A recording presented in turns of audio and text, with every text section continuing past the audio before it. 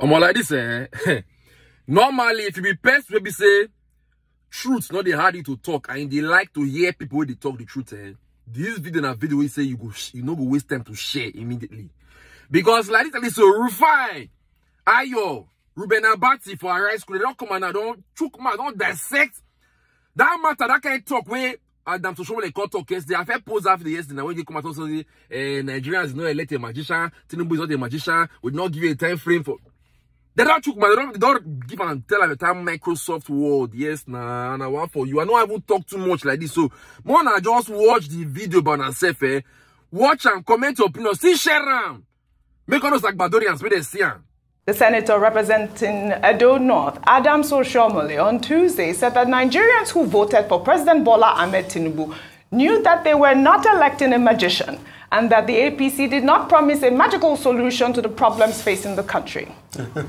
My question initially is the worry of those who impose their trust in the Tinubu ticket, who thought that when Tinubu gets into they know office, they were not electing a magician. You did not tell them you are not. No.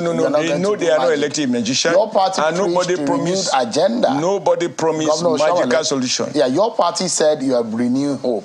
So let me give you an example of things that have happened. You don't need to give me an example. I'll give you an example. I know what we promised more than you who was reporting it. Whatever you reported was we were the source. Yeah, but the fact is we did not promise 24-hour solution. You remember? We did not promise miracles. Schools. We did not promise overnight solution.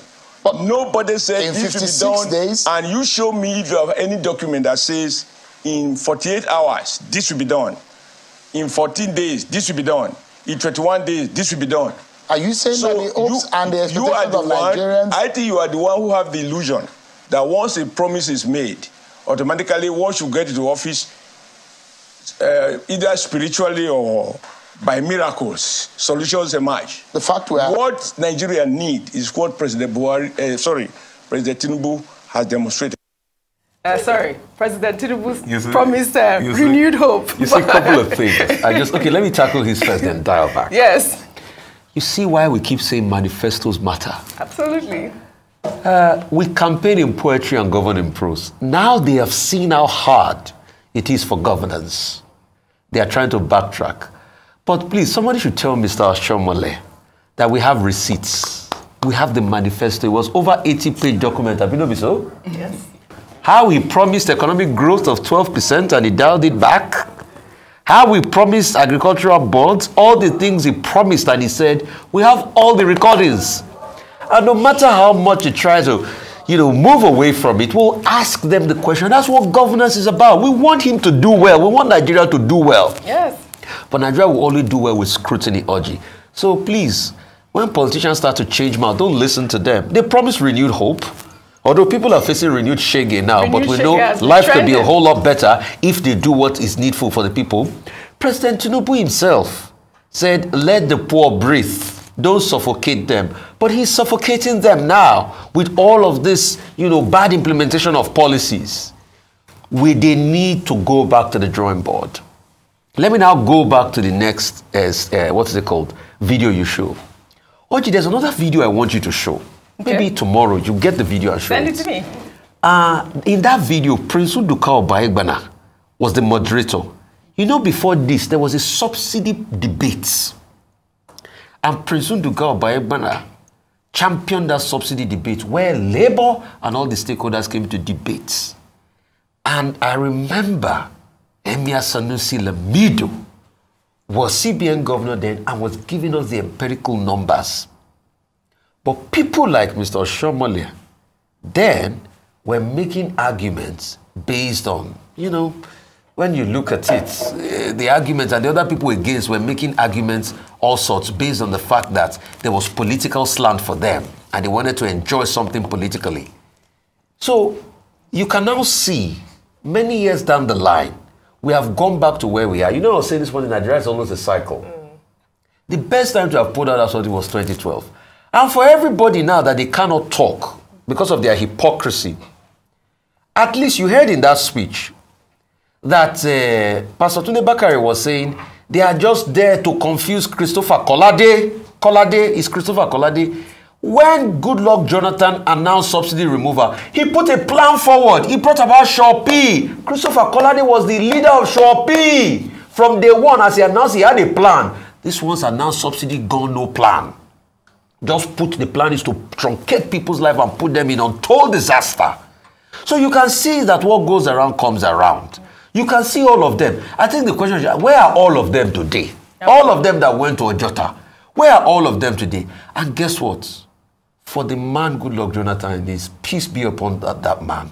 Blessings be upon that man. That protest held without any loss of life, except for one incident where an overzealous police officer killed Demola on Yaya Baton. That was the only incident. Military men were there. They shut down the country for 2 weeks. He never used military to chase or shoot any people to death. You know, we are talking about another incident that happened. How people went to protest and it was scuttled. And they used all sorts to attack them. And people were here, they want to have mass burial of 103 bodies. That protest went for over 2 weeks, Dr. Abati. Correct me if I'm wrong. Yes, it was. But no life was, the military did not open fire on anybody in Ojota, and they grounded this country for 2 weeks.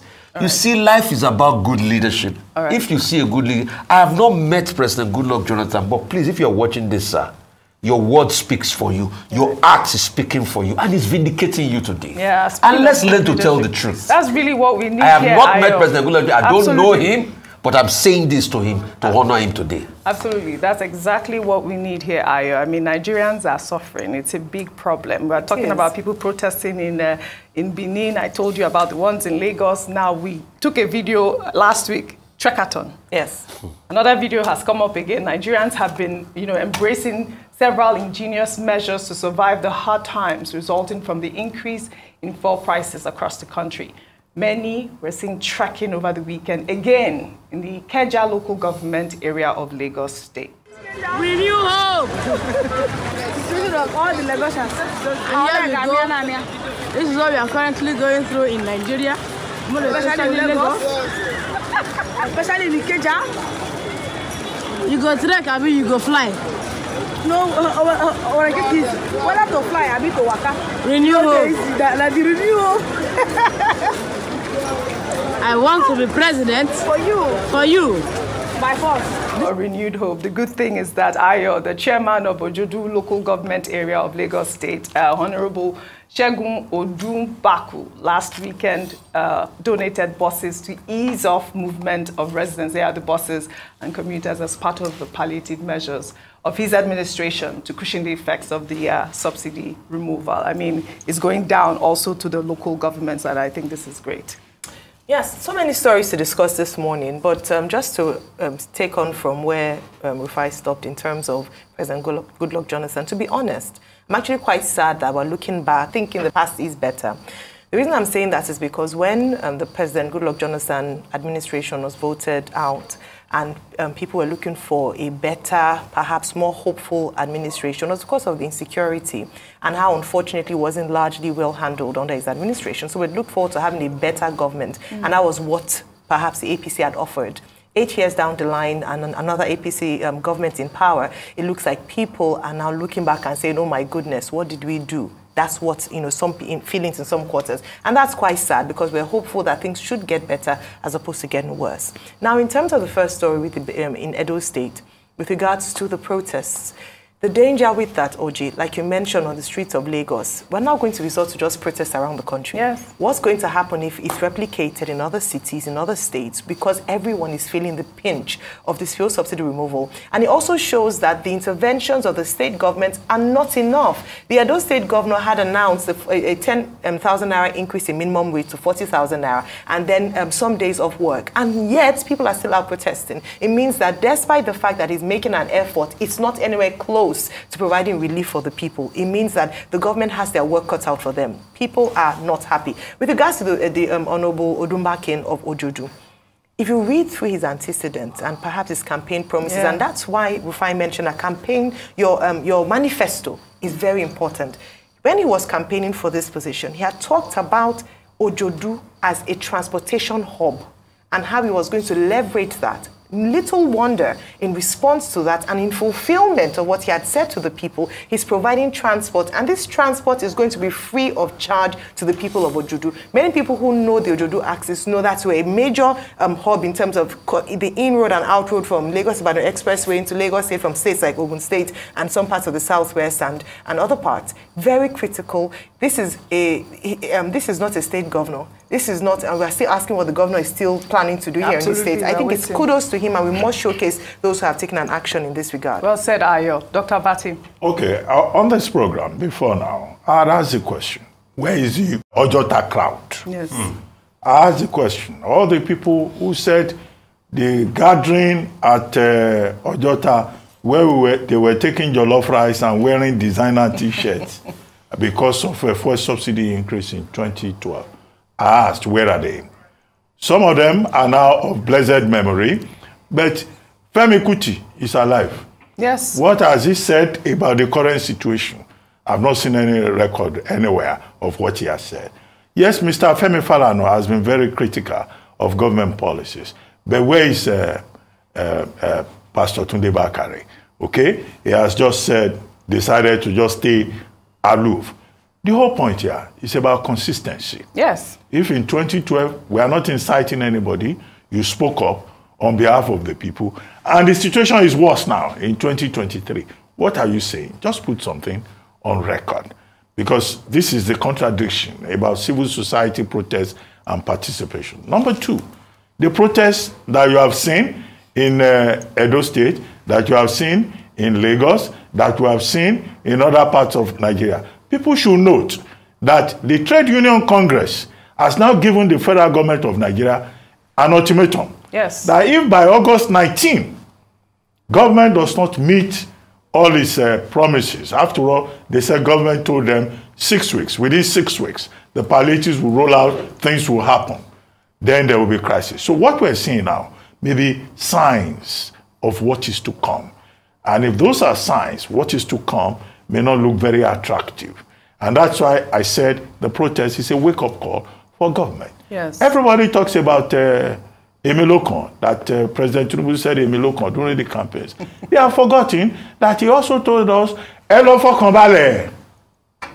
Elofo Kambale was one of the things that he was using as a campaign slogan. Elofo Kambale, he was saying that in the context that people should have confidence that he will truly bring hope. So, but now our hearts are in our mouths. Absolutely. All of us are very nervous, and that is why you see those people trekathon, and they are saying, I thought they promised us hope.